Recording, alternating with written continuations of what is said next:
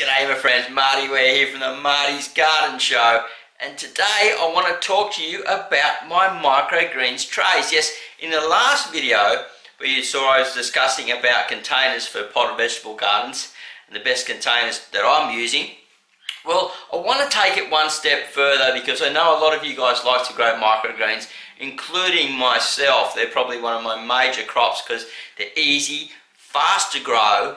You get food abundantly on your table within 1 to 2 weeks, and you can make up these amazing mixed salads. Now, when I started growing microgreens as a business a few years ago, there wasn't really a lot of options around for trays, so I had to hunt around and use my knowledge, my horticultural knowledge, to get the best results. Now, it did take me a couple of years, guys, to get it down to a fine-tuned art where I could actually use it in a way where it would be an off-grid system that could be used in overseas and third world countries, developing nations, things like that, and also save a lot of money along the way. Now, as you saw in the last video, if you haven't watched it, you want to go back and watch that last video. I'm going to leave a link at the end to that video. You can see this tray here. Now, this is the inside of the tray. I use 2 sections. I'll show you that in a minute.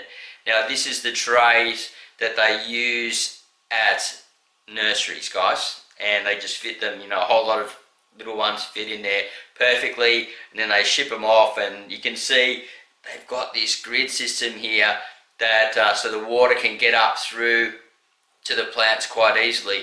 Now, the second part is obviously the tray that holds the water underneath.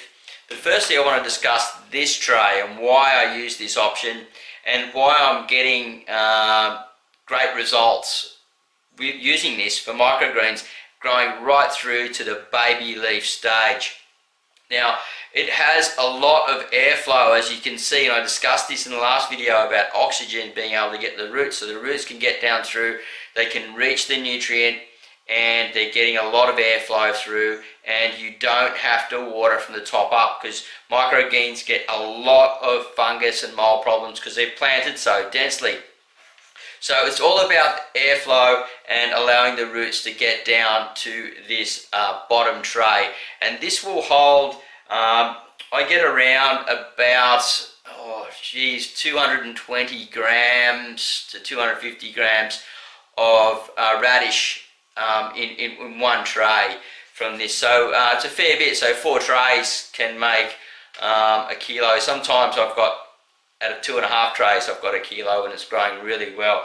Now, the bottom tray, as you can see, is about half a finger deep. Now, I only fill this up just when it's not very hot, just a light film on the bottom.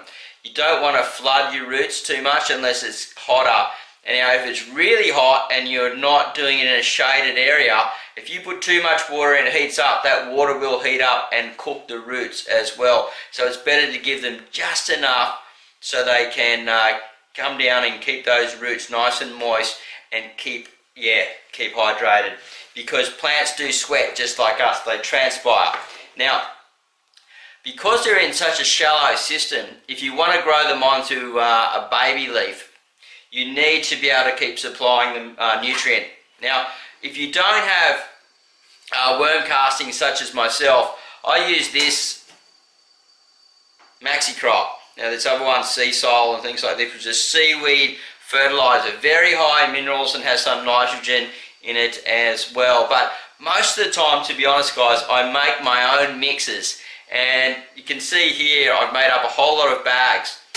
And these are my little compost pods, and I dry my own worm castings, and because I have my own worm farms, and then I add some rock dust to it, and I put these into my watering cans. And when I'm doing baby leaf stuff in larger trays, I'll just put the whole pot in, and it will slowly release over weeks and weeks and provide liquid fertilizer. And it's just such a good way to do that, and it's virtually free, except you have to buy the rock dust. I may have these out to sell in spring through some parts of Australia if I do it, but for now I'm just doing it for myself. So you need to have some worm farms. But you can learn more about worm farming over at martysgarden.com.au. I have an ebook over there, and it covers everything from A to Z. It's not a free book, guys. I'm sorry, it is $7. But you know, if you want to support Marty's Garden, that's a great way to go. Now, getting back to the trays, I fill these up with compost that I make, but any really good quality potting mix will work perfect in these. You don't want to pack it down because you want the roots to be able to move freely through these trays, and you want to always water from the bottom up, as I explained before, just a light film. And if your plants are getting really big, like some of my purple basil's grown up to about yay high, I'm really giving them a big drink.